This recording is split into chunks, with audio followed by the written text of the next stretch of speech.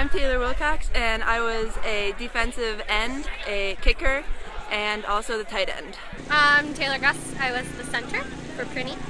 David Geyer, and I coached the Maddox Powder Puff team. It was pretty good. It was really close in the end, but we ended up pulling off a victory.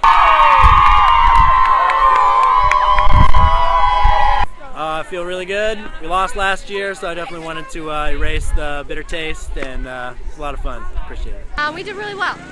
Yeah, even though we lost, we made a great comeback, and I was really proud of the girls and the team. We did really good. We have a lot of athletes, and we all pulled together and worked together really well.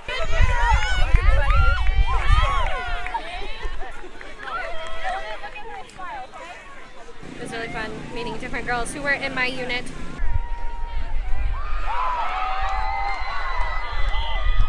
They did great. They showed up to all the practices, they listened. It was an encouragement to me, and it was fun to see them have fun.